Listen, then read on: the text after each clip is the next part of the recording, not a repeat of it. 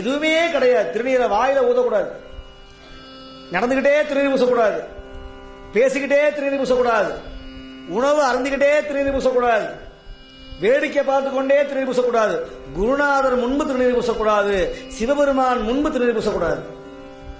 சத்தம் சொல்லுகிறது. இன்னைக்கு கோயிலில் திருநீர் கொடுத்தா சாமி முன்னாடியே பூசக்கூடாது. வாங்கி சுவாமிகிட்ட இருந்து திருநீரை வாங்கி பக்கத்தில் தான் திருநீரை பூசணும். இதுதான் மரபு. சிவலிங்கம் முன்னாடி பூசக்கூடாது திருநீரை, குருநாதர் முன்பு திருநீர் பூசக்கூடாது, நடந்துகிட்டே திருநீர் பூசக்கூடாது, வாயில ஏதாவது மென்னுகிட்டே திருநீர் பூசக்கூடாது, உட்கார்ந்து திருநீர் பூசணும். எப்படி பூசணுமா? நல்ல ரே நாரி நன்ன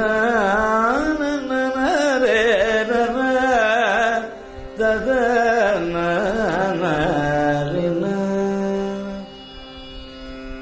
சிவாய நம என்று நீரணிந்தே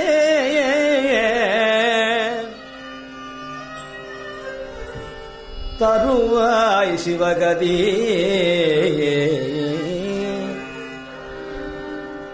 கருவுற்ற நாள் முதலாக உன் பாதமே காண்பதற்கு உருகிற்று என் உள்ளமும் நானும் கிடந்து அளந்து எய்தொழிந்தே திருவொற்றி கூறா திரு ஆலவாயா திருவாரூரா ஒரு பற்றிலாமையும் கண்டு இறங்க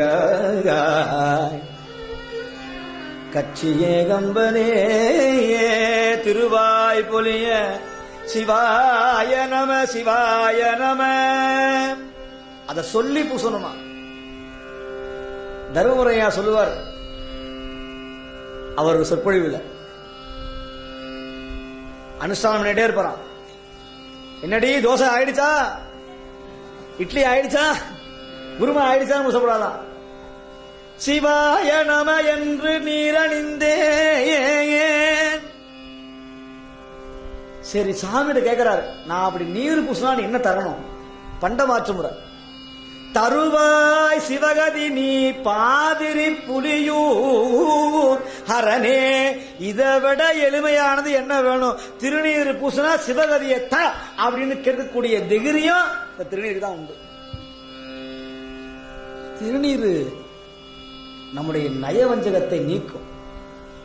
உடம்புல இருக்கிற காம குரோத லோப மத மாச்சரியம் என்கிற 6 பகைகளையும் அறுக்கும். ஈசனுடைய திருவடி பக்கத்துல கொண்டு போய் சேர்க்கும்.